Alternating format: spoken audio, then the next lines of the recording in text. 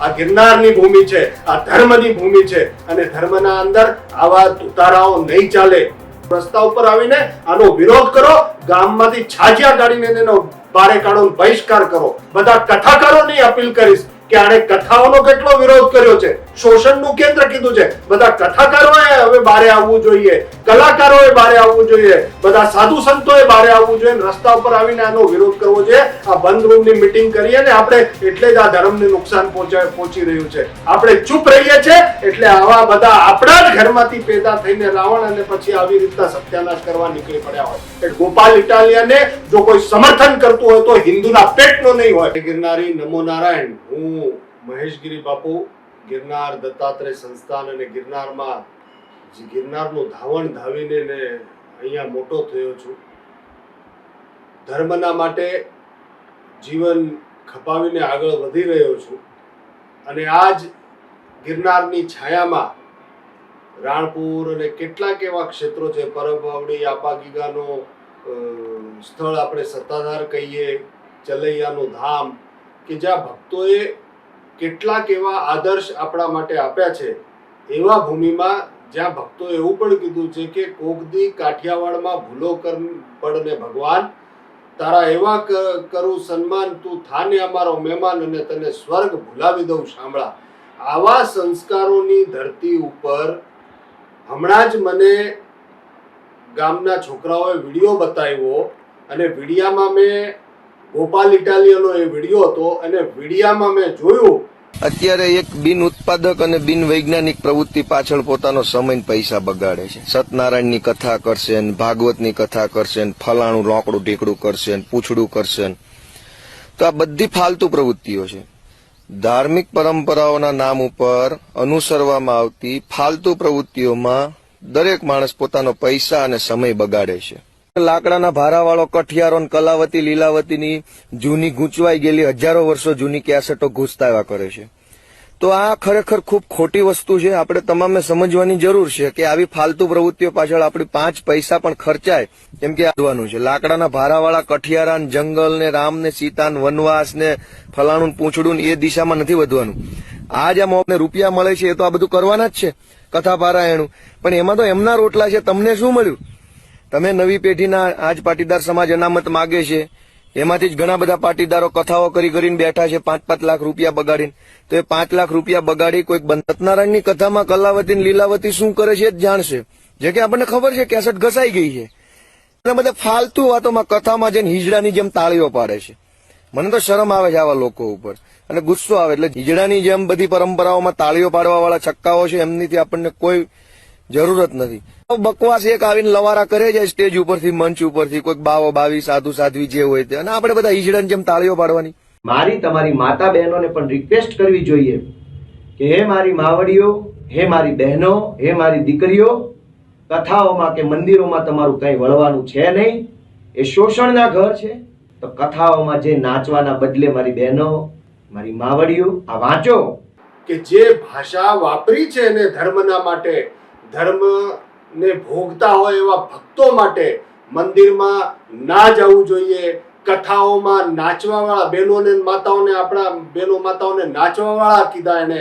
જે કથાઓમાં આપણા વડીલો જાય છે, બા બાપુજી જાય છે ને હિજડા કહી રહ્યો છે, આ જે ઘૂસ્યો છે આપણા ક્ષેત્રના અંદર આવીને આવું બધું બોલીને અત્યારે બધા મંદિર ફરી રહ્યો છે. ભગવાન રામનું પૂતળું ને એવું બધું કહીને પોતે રામ મંદિરમાં જઈને સભાઓ કરી રહ્યો છે. અને હું તો એમ કહું છું કે જે પોતાના માતા દીકરીઓને નાચવા વાળી કહી રહ્યો છે, આપણા ભક્તોને હિજડા કહી રહ્યો છે. દરેક ગામના અંદર છાજિયા લેવા જોઈએ બહેનો દીકરીઓએ અને આને ગામમાંથી ભગાડી મૂકો દેવો જોઈએ. અત્યારે મંદિર જઈ રહ્યો છે કોઈ પૂજારી, મુખિયાઓ, હું એમને અપીલ કરું છું કે મંદિરમાં ઘૂસવા નહીં દેતા. આ જે રાવણ અને કંસ અને એવા બધા જે થઈ ગયા, કળિયુગનો ધર્મને ધતિંગ કરવા વાળો આ આવ્યો છે. અત્યારે ધર્મના નામે દુષ્પ્રચાર કરીને હવે અત્યારે ધર્મનો આશરો લઈને પ્રચાર કરી રહ્યો છે. મંદિરને શોષણનું ઘર કહી રહ્યો છે. આ ગામડે બધા ગામના લોકો મળીને રામજી મંદિર બનાવે છે. તો હું શું એ શોષણનું ઘર છે? અરે ધર્મ છે તો તમે નમે છીએ. આ બા ને બા આપણે કહીએ છીએ ધર્મના લીધે, બાપુજીને બાપુજી કહીએ છીએ ધર્મના લીધે. આ ધર્મ છે જે આપણાને તટસ્થ બનાવવાનું શીખવાડે, આપણાને બા બાપુજીના પગ લગાડવાનું શીખવાડે. મંદિરે જઈને દર્શન કરીને માણસ હળવો થઈ જાય.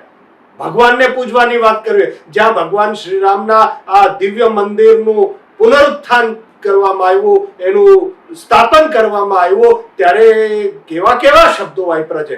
યોગી આદિત્યનાથ, જેને યુપીનું આખી ધર્મની સ્થાપના તો કરી, સાથે સાથે રામ મંદિરની સ્થાપના કરીને યુપીને આટલું ઊંચું લઈ આવ્યા. આવા યોગી સાધુઓનું, એ યોગીજીનું કે યોગીજીના કાન ખેંચવા જોઈએ.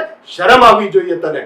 હું તો બધા સાધુ સંતો જેટલા પણ આ ગિરનારની છાયામાં છે અને આ જે ભેસાણ વિસાવદરના પંથકમાં જેટલા પણ સાધુ સંતો છે, બધા સાધુ સંતોને અપીલ કરું છું, નાના મોટા ઘટ દર્શન, કે બધા હવે આ રૂમની મીટિંગો બંધ કરીને રસ્તા ઉપર આવીને આનો વિરોધ કરો. ગામમાંથી છાજિયા કાઢીને એનો બારે કાઢો, બહિષ્કાર કરો. કેવું બોલ્યો છે બધા ભૂદેવો માટે, બ્રાહ્મણો માટે કેવું બોલ્યો છે બધા બ્રાહ્મણોએ. પછી આ લોક ડાયરા આપણે જે કરતા હોઈએ છીએ, ભજન સંધ્યા કરતા હોઈએ છીએ, બધા કલાકારોને હું અપીલ કરીશ કે આ ડાયરા ભજનમાં જે મસ્તીમાં ભગવાનના નામમાં મસ્ત થઈ જાય એને નાચવા વાળા કે છે, તાળીઓ વગાડતા હોય એને હિજડા કહી રહ્યો છે. બધા કથાકારોની અપીલ કરીશ કે આણે કથાઓનો કેટલો વિરોધ કર્યો છે, શોષણનું કેન્દ્ર કીધું છે. બધા કથાકારોએ હવે બારે આવવું જોઈએ, કલાકારોએ બારે આવવું જોઈએ, બધા સાધુ સંતોએ બારે આવવું જોઈએ, રસ્તા ઉપર આવીને આનો વિરોધ કરવો જોઈએ. આ બંધ રૂમની મીટિંગ કરીએ ને આપણે, એટલે જ આ ધર્મને નુકસાન પહોંચી રહ્યું છે. આપણે ચૂપ રહીએ છીએ એટલે આવા બધા આપણા જ ઘરમાંથી પેદા થઈને રાવણ અને પછી આવી રીતના સત્યાનાશ કરવા નીકળી પડ્યા હોય. એટલે બધાને બારે નીકળવું પડશે, એટલું યાદ રાખજો. અને આને છાજિયા લઈને અહીંથી ભગાડો. આ ગિરનારની ભૂમિ છે, આ ધર્મની ભૂમિ છે, અને ધર્મના અંદર આવા ધુતારાઓ નહીં ચાલે. અને હું જુવાનિયા નહીં કહું છું કે તડક ફડક ભાષણથી તમે કદાચ થોડા ઘણા ખુશ થઈ જતા હશો, પણ તમારા બા બાપુજીને હિજડા નાચવા વાળો કહી રહ્યો છે, તમે કયા મોડે તમારા ઘરમાં જશો? અને હું તો એમ કહું કે આ ગોપાલ ઇટાલિયાને જો કોઈ સમર્થન કરતું હોય તો હિન્દુના પેટનો નહીં હોય. આવા અધર્મીને કાઢીને ફેંકો છે. ધર્મની તાકાત તો એકવાર બતાડો તમે.